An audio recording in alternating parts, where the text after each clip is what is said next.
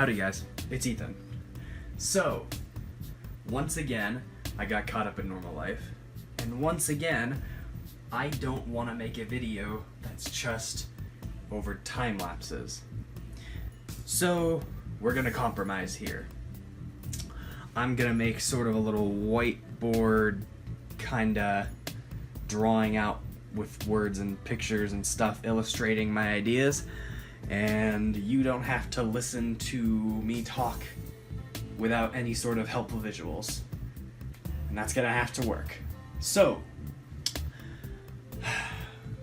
this past week, for me, has been about learning how to edit and post videos on YouTube and all that stuff, but most importantly, it's been about refining my ideas, because every video this week has been spewing thoughts out unrelatedly. I needed to do that, but it needs to be done now, and I need to start providing the real, meaty, useful content for you guys. And I figured, if I'm just gonna talk about meditation and martial arts and stuff, runes have, at least I wasn't connecting runes to that. So, I will. What I wanted to do from the beginning, but I couldn't figure it out enough to be able to put it down, is I want to use runes as sort of the lens that you and I are going to be seeing the world through. So, runes are the lens, right? This, oh boy, that's a good world. This is the world, right? We're going to see the world from a rune perspective. Now, allow me to explain what that means, because that sounds a little confusing, I admit. Runes in Norse mythology represent either things or ideas, which I'm gonna represent with pictures of things for the time being. So, they can represent something like the sun, they can represent a concept like death, they can represent a concept like wealth, they can represent like ice, they can represent, you get the idea, I think. But what I'm going to be doing is using this idea that there are certain aspects that you can break the world down into, and you can use those to focus yourself on a singular question, on a singular purpose, so that you guys can achieve your goals. So, let me explain my philosophy on rune casting. So, my philosophy on rune casting.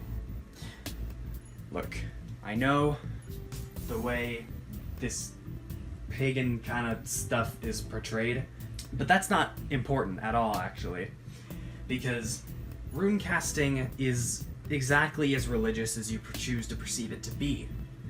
It's no more religious than meditation has to be. It's no more religious than a more modern practice like minimalism or something like a focusing tool.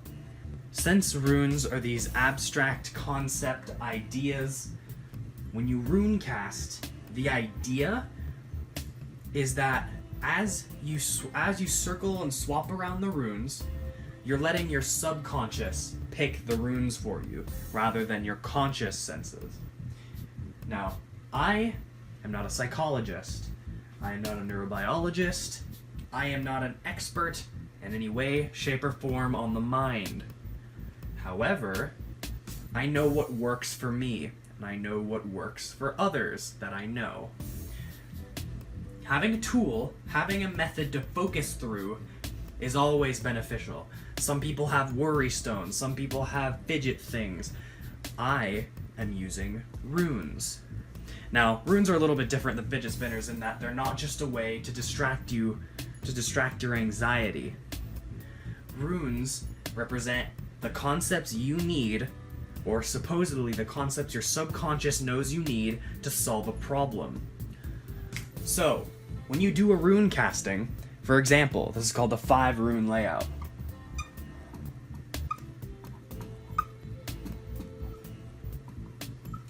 Sorry for the sloppy drawing.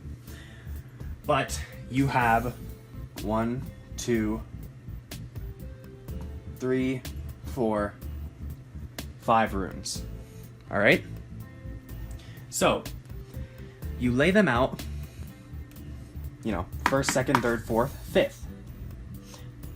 These 3, these horizontal, represent the present, the past, and the future.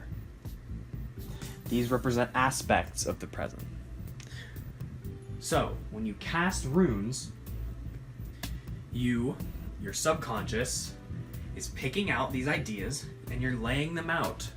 So you have a picture of the past and how you got into a particular situation that you're asking on. Usually when you rune cast, you focus on a question.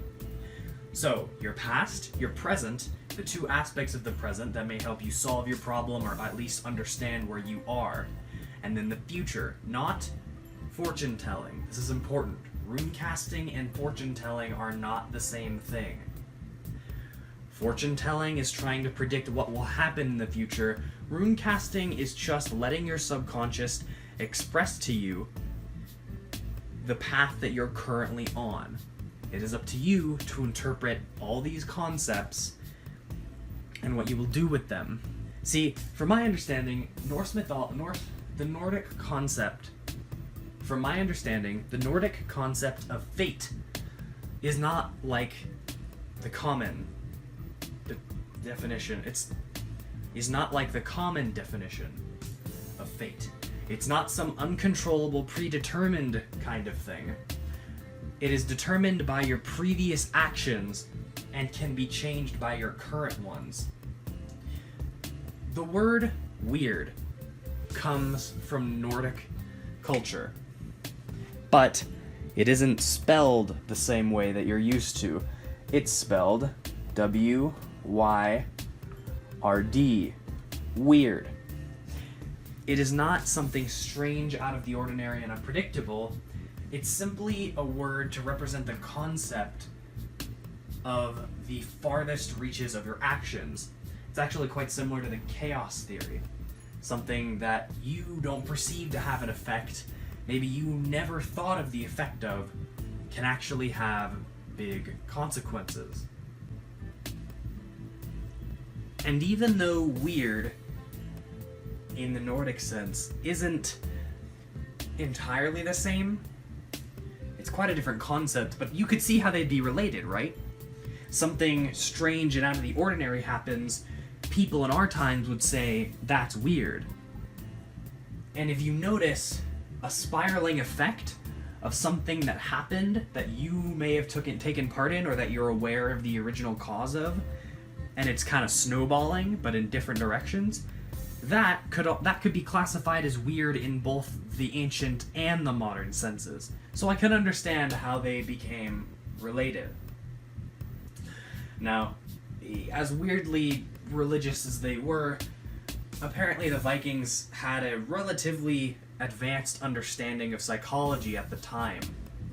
They understood the whole concept of cause and effect, and maybe even a basic grasp on things like chaos theory and the effects of your actions. So, when you act, think about this stuff. And this is a basic level of rune casting and interpretation.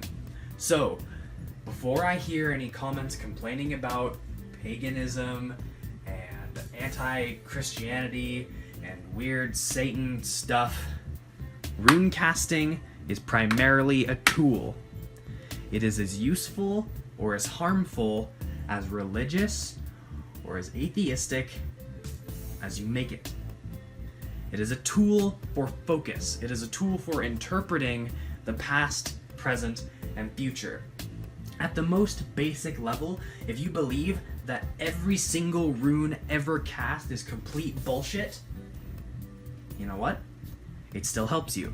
because it forces you to think about these abstract concepts and how they relate to your life, your goals, and your relationships.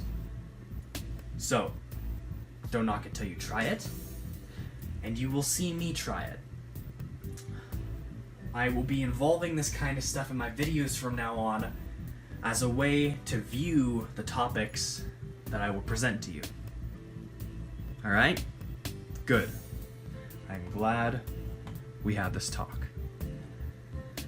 I will see you guys tomorrow. Just so you know how much I love you guys, this is my current recording setup. I'm just putting the tripod that I have my phone in on these two boxes.